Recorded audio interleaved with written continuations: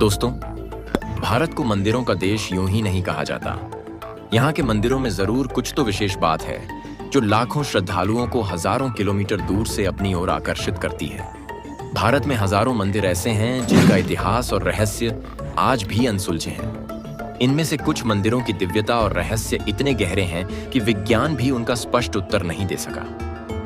ऐसा ही एक रहस्यमयी और चमत्कारी मंदिर है तिरुपति बालाजी मंदिर, जो दक्षिण भारत के आंध्र प्रदेश के चित्तूर जिले में तिरुमाला पर्वत पर स्थित है। यह मंदिर विश्व भर में प्रसिद्ध है और लाखों भक्तों की आस्था का केंद्र है। तिरुपति बालाजी भगवान वेंकटेश्वर स्वामी को समर्पित है, जिन्हें गोविंदा और श्रीनिवास के नाम से भी जाना जाता है। मान्यता है कि इस मंदिर में भगवान के दर्शन मात्र से सभी मनोकामनाएं पूरी हो जाती हैं। लेकिन क्या आप जानते हैं कि तिरुपति बालाजी कौन है? आखिर उनकी मूर्ति से पसीना क्यों आता है? इस मूर्ति से रहस्यमयी ध्वनियां क्यों सुनाई देती हैं? उनकी आंखें हमेशा ढकी क्यों रहती हैं? इस मंदिर में एक दिव्य दीपक हजारों वर्षों से लगातार जल रहा है। आखिर कैसे? एक समय ऐसा भी आया जब इस मंदिर को पूरे 12 वर्षों के लिए बंद कर दिया गया था। इसके पीछे की सच्चाई क्या थी? भक्त यहाँ अपने बालों का मुंडन क्यों कराते हैं? और सबसे अद्भुत बात, यहाँ एक ऐसा कुंड है जिसके जल में कोई भी वस्तु तैर नहीं सकती। इन सभी रहस्यों के बारे में आज हम आपको विस्तार से बताएंगे, जो न केवल आपको चकित कर देंगे बल्कि कई बार सोचने पर भी मजबूर कर देंगे। ऐसा कहा जाता है कि जो व्यक्ति तिरुपति बालाजी में अपने बालों का दान करते हैं, वे अपने बालों के साथ साथ अपने पापों और बुराइयों को भी वहीं छोड़ जाते हैं। इससे भगवान भक्तों पर अपनी कृपा बनाए रखते हैं। लेकिन अब आपके मन में यह प्रश्न आ सकता है कि आखिर हर साल मुंडन के बाद जो 500 टन बाल इकट्ठा होते हैं, उनका क्या किया जाता है? आपकी जानकारी के लिए बता दें कि प्रतिदिन भक्तों द्वारा दान किए गए बालों को तिरुपति तिरुमाला देवस्थानम ट्रस्ट के माध्यम से नीलामी द्वारा बेचा जाता है। कहा जाता है कि हर साल यहाँ 25 से 30 करोड़ रुपए के बालों की नीलामी होती है। बालाजी मंदिर के कुल दान का लगभग 10% भाग इन बालों की नीलामी से आता है। इन बालों को मंदिर से इकट्ठा कर हेयर प्रोसेसिंग यूनिट में भेजा जाता है। सबसे पहले बालों को सुलझाने की प्रक्रिया होती है, जो हाथों और सुई की सहायता से की जाती है। इसके बाद बालों को विशेष रूप से उबाला, सुखाया और साफ किया जाता है। फिर उन्हें लंबाई के अनुसार अलग अलग बंडलों में व्यवस्थित किया जाता है। इन बंडलों को उपयुक्त तापमान में सुरक्षित रखा जाता है ताकि उनकी गुणवत्ता बनी रहे। अब सवाल यह उठता है कि भक्त मंदिर में अपने बालों का दान क्यों करते हैं? क्या इसके पीछे कोई आध्यात्मिक कारण है या यह सिर्फ एक परंपरा बन चुकी है? इस विषय में एक प्राचीन कथा का उल्लेख मिलता है। मान्यता के अनुसार जब भगवान विष्णु तिरुमाला पर्वत पर श्रीनिवास के रूप में निवास कर रहे थे, तब एक दिन वन में भ्रमण के दौरान गलती से एक ग्वाले की कुल्हाड़ी उनके सिर पर लग गई, जिससे उनके कुछ बाल झड़ गए। यह देखकर पास खड़ी गंधर्व कन्या नीला देवी अत्यंत दुखी हुई। वह भगवान श्रीनिवास की परम भक्त थीं, और जब उन्होंने देखा कि भगवान के सिर से बाल झड़ गए हैं, तो उन्होंने अपने सुंदर केशों का एक भाग भगवान को अर्पित कर दिया। इन चमत्कारी बालों को जब भगवान श्रीनिवास के सिर पर लगाया गया, तो वे स्थायी रूप से वहीं जुड़ गए और उनकी सुंदरता फिर से पहले जैसी हो गई। भगवान श्रीनिवास उनकी इस भक्ति से अत्यंत प्रसन्न हुए और उन्होंने आशीर्वाद दिया कि जो भी भक्त इस स्थान पर अपने बाल अर्पित करेगा, उसे विशेष कृपा प्राप्त होगी और उसके सभी कष्ट समाप्त हो जाएंगे। इसी कारण से भक्त आज भी तिरुपति बालाजी मंदिर में अपने बालों को अर्पित करने की परंपरा निभाते हैं। भारत के सभी प्रमुख मंदिरों में दान की परंपरा रही है, लेकिन तिरुपति बालाजी मंदिर में इसका एक विशेष महत्व है। यह मंदिर भारत के सबसे समृद्ध मंदिरों में से एक है, जिसकी कुल संपत्ति 1 लाख करोड़ रुपए से अधिक आंकी जाती है। यहाँ प्रतिदिन भक्तों द्वारा 4 से 5 करोड़ रुपए तक का दान दिया जाता है। इसके अलावा सोना, चांदी और बहुमूल्य रत्न भी यहाँ चढ़ावे के रूप में अर्पित किए जाते हैं। भक्तों का मानना है कि बालाजी को दान देने से उनकी मनोकामनाएं पूर्ण होती हैं और जीवन में समृद्धि आती है। तिरुपति बालाजी मंदिर, रहस्यमय दान और अद्भुत चमत्कार। वर्ष 2018 से 19 में इस मंदिर में 1214 करोड़ रुपए का दान आया, जबकि 2019 से 20 में यह आंकड़ा बढ़कर 1281 करोड़ रुपए हो गया। वहीं 2024 में इस मंदिर में भक्तों द्वारा 1365 करोड़ रुपए का चढ़ावा चढ़ाया गया। दान से जुड़ी एक प्राचीन कथा का उल्लेख मिलता है, जिसके अनुसार जब भगवान विष्णु बैकुंठ छोड़कर तिरुमाला पर्वत पर निवास करने लगे, तब उन्होंने विवाह का निर्णय लिया, लेकिन उनके पास पर्याप्त धन नहीं था, जिसके कारण उन्होंने कुबेर से उधार लिया और यह वचन दिया कि कलयुग के अंत तक वे ब्याज सहित उनका कर्ज चुका देंगे। तभी से यह मान्यता बनी हुई है कि जो भी भक्त तिरुपति बालाजी मंदिर में दान करता है, वह भगवान विष्णु के ऋण को चुकाने में सहायता करता है। यही कारण है कि इस मंदिर में असीमित दान होता है और इसे भारत के सबसे धनी मंदिरों में से एक माना जाता है। मंदिर के गर्भगृह में स्थित हवन कुंड को लेकर कई रहस्य प्रचलित हैं। ऐसा कहा जाता है कि इस हवन कुंड में प्रतिदिन हजारों लीटर दूध, घी और अन्य धार्मिक सामग्री अर्पित की जाती है, लेकिन यह कुंड कभी नहीं भरता। यह चमत्कार भक्तों के लिए एक आस्था का केंद्र बना हुआ है, जिसे बालाजी की दिव्य शक्ति का प्रमाण माना जाता है। भगवान वेंकटेश्वर की आंखें क्यों ढकी रहती हैं? भारत के अधिकांश मंदिरों में देवी देवताओं की आंखें खुली रहती हैं, लेकिन तिरुपति बालाजी मंदिर में भगवान वेंकटेश्वर की आंखें हमेशा ढकी रहती हैं। मान्यता है कि भगवान वेंकटेश्वर की आंखों में इतनी दिव्य ऊर्जा भरी हुई है कि यदि कोई भक्त सीधे उनकी आंखों में देखे तो वह इस तेज को सहन नहीं कर सकता। इसीलिए उनकी आंखों को पंच कपूर से बने सफेद मुखौटे से ढका जाता है। धार्मिक मान्यताओं के अनुसार पूरे सप्ताह में केवल गुरुवार को पुजारी इस मुखौटे को हटाते हैं, जिससे भक्त भगवान की आंखों के दर्शन कर पाते हैं। यह कहा जाता है कि गुरुवार को भगवान की आंखों का तेज थोड़ा कम हो जाता है, जिससे भक्त बिना किसी कठिनाई के उनके दर्शन कर सकते हैं। हर गुरुवार को भगवान वेंकटेश्वर की मूर्ति पर चंदन का विशेष लेप लगाया जाता है। इस दिन उनकी मूर्ति पूरी तरह से सफेद चंदन से ढकी होती है।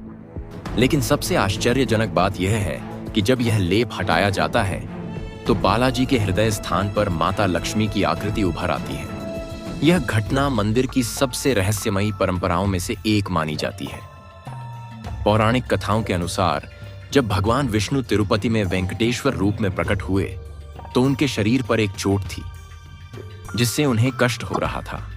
ऋषियों और भक्तों ने उन्हें सलाह दी कि यदि उनके शरीर पर चंदन का लेप किया जाए तो यह घाव को भरने में सहायक होगा।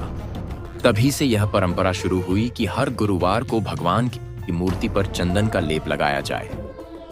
अगर इसे वैज्ञानिक दृष्टिकोण से देखा जाए तो तिरुपति बालाजी की मूर्ति शालिग्राम पत्थर से बनी हुई है, जो तापमान को अवशोषित और उत्सर्जित करता है।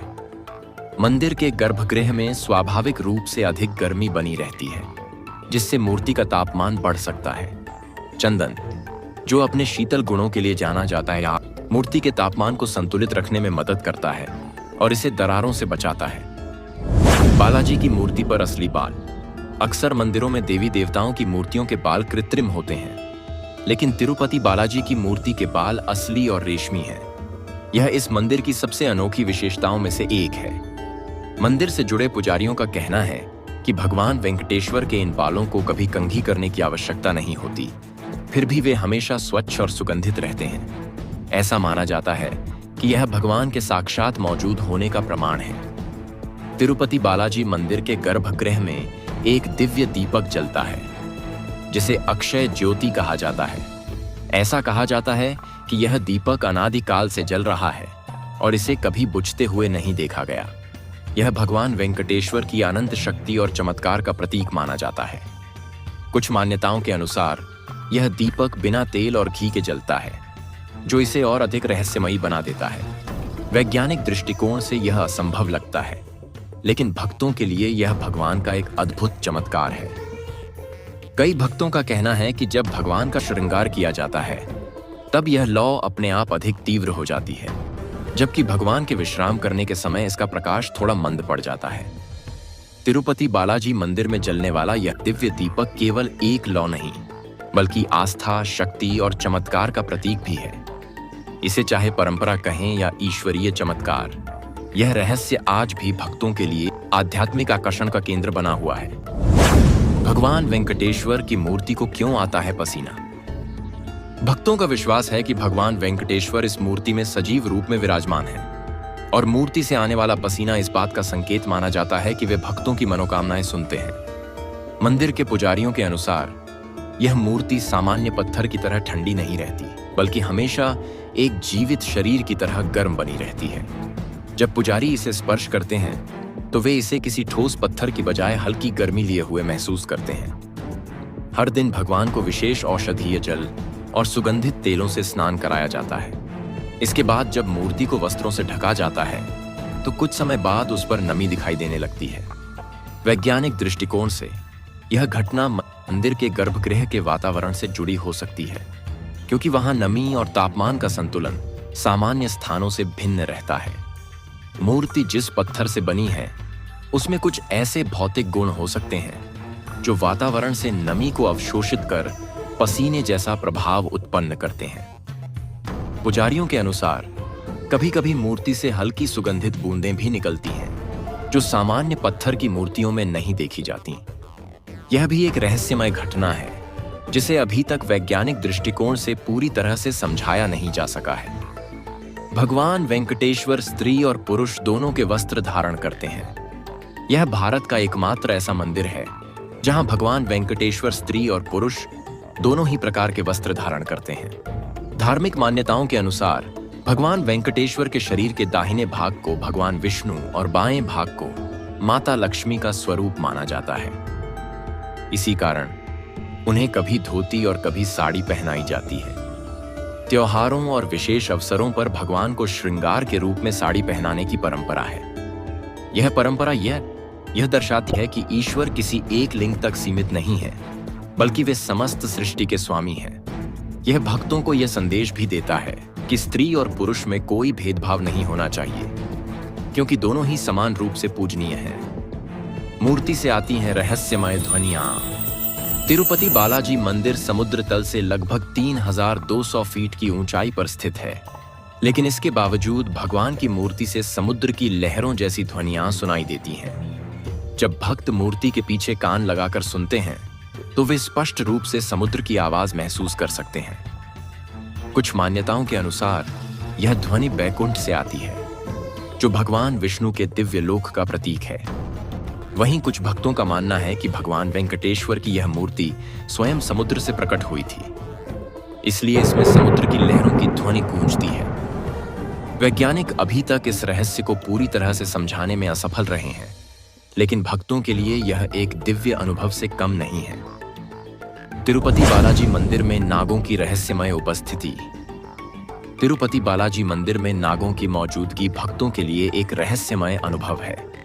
मंदिर परिसर में रात के समय नागों का दिखना कोई नई बात नहीं है, लेकिन यह विशेष बात है कि वे कभी किसी को कोई हानि नहीं पहुंचाते। कई भक्तों और पुजारियों का दावा है कि मंदिर के आसपास कुछ विशेष प्रकार के नाग देखे गए हैं, जो सामान्य नागों से बिल्कुल भिन्न हैं। कुछ श्रद्धालुओं ने यह भी दावा किया है कि उन्होंने रात के समय सफेद रंग के चमकदार नागों को देखा, जो कुछ क्षणों बाद रहस्यमय तरीके से गायब हो गए। ऐसा माना जाता है कि यदि किसी भक्त को मंदिर के भीतर नाग के दर्शन होते हैं तो यह अत्यंत शुभ संकेत माना जाता है। भक्त इसे भगवान वेंकटेश्वर की कृपा दृष्टि का प्रतीक मानते हैं। पुष्करणी तीर्थ का रहस्य। तिरुपति बालाजी मंदिर में स्थित पुष्करणी तीर्थ एक रहस्यमय जलाशय है, जिसे लेकर वैज्ञानिक आज भी कोई स्पष्ट व्याख्या नहीं कर पाए हैं। गरुड़ पुराण और अन्य धार्मिक ग्रंथों के अनुसार यह जलाशय स्वर्ग से अवतरित हुआ माना जाता है। मान्यता है कि भगवान विष्णु ने इसे स्वयं वैकुंठ लोक से लाकर इस पृथ्वी पर स्थापित किया था, ताकि भक्तगण इसमें स्नान करके अपने पापों से मुक्त हो सकें।